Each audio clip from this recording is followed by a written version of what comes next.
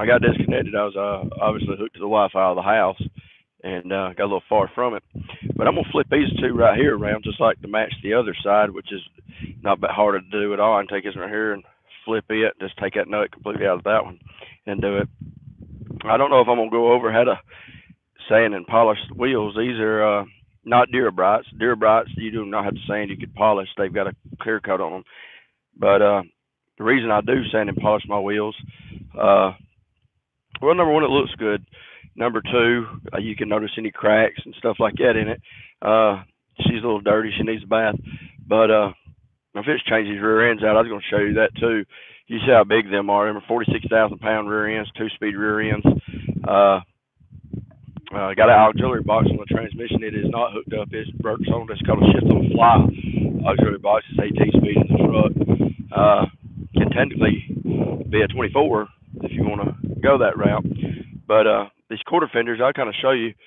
So you want to make them have a bend of the tire when you put them on there. They're pre-bent, but when you put them on your truck, you want them to kind of go with the flow of the tire. You ain't necessarily got to pull a tape measure out and measure, but you want it to kind of stay that way for looks and to serve its purpose. I do not recommend buying these right here. I got these for free with them, and my mud flaps match. The reason I say that, you can see where it's streaked up. That is not grease, by no means. And on my mud flaps, you can see where it's coming off.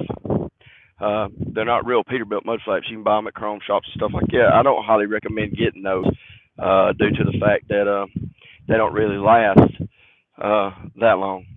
And what you're going to need to do, most of these are here. Most of them come standard.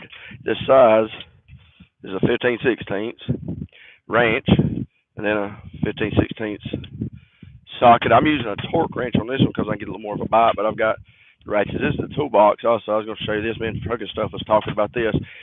That right there stays in my truck. It fits perfectly right underneath the bunk. This is a Peterbilt 379, so trucks are different and access panels to the doors. Uh, but I just wanted to kind of go over this with you because I see a lot of drivers that owner operators, company drivers, taking pride in the ride, and I highly praise that. Uh, but also, you can waste your money doing it because if you do it wrong, this right here is incorrect. Even if I just had that one, this right here is gone. I had that one. That's incorrect. That needs to be to the outside. Uh, this one right here has been on here. Me and my daddy-in-law put these on.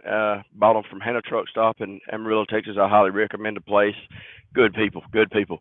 They've done a lot to this truck. I think I'm supposed to speak with the owner again, and they're supposed to. I think we're actually going to do not really let sponsor me, but we're going to do a lot of different chrome stuff. We're going to re-chrome out the hangers here on it. Just do some simpler stuff on it. Change the airbags out to chrome, and then you can buy covers to go over your airbag. It's chrome, but I hadn't spoke with them back yet. I usually run that way when I'm hauling cows.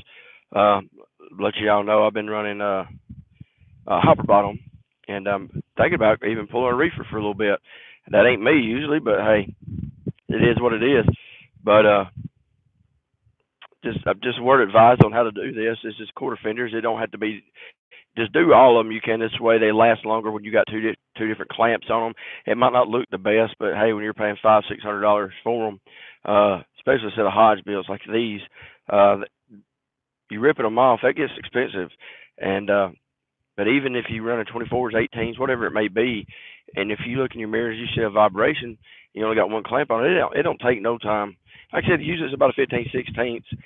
Every now and again, you got some 7/8 and 1-inch ones, but usually it's 15/16 socket and wrench to put them on. And you get to, like I said, the extra clamp. This one right here is the one that comes factory on it. This is actually a Peterbilt clamp. You can notice the difference. See how that's boxed in, more heavier duty.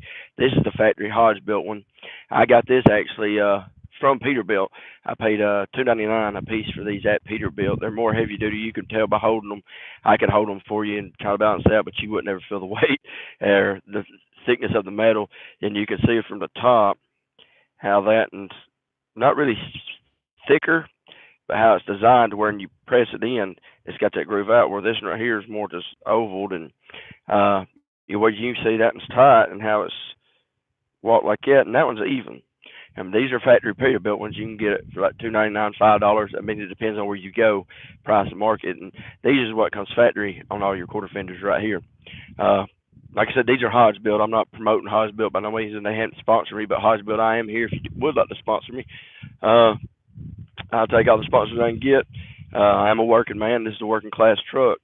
Uh, but I just figured I would share that with you and kind of give you a piece of advice. I don't have nobody here that can physically hold my camera and me show you how to sand the wheels, but that will come in a later time as far as your sanding and polishing and how to save you about $500 or $600 on doing this. Because you go to any uh, truck stops out in Arizona, it's really highly known for polishing. Baytown, Texas, all them areas. You're going to pay for them to put a machine on it.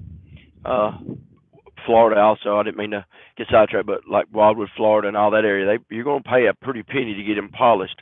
I think I've got about $50 into polished sandpaper, and just using some old red shop rags I bought from Harbor Freight for like $1.99 for like 100 of them.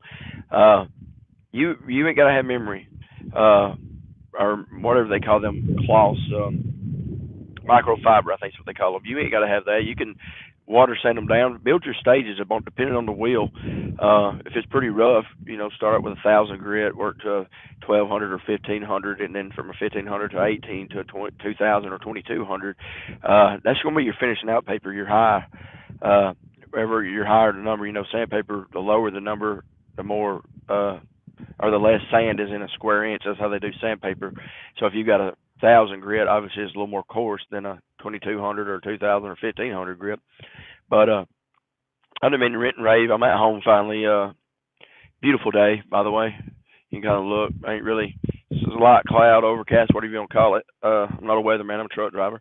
But just happy to be here. Happy to be able to be outside and blessed to be able to work on my truck. It was raining last time I done it. But I'm gonna jump off here and get to work and spend some time with the wife. She's in the house doing house work. She said, so I'll stay out here when she gets doing that. But you guys be safe and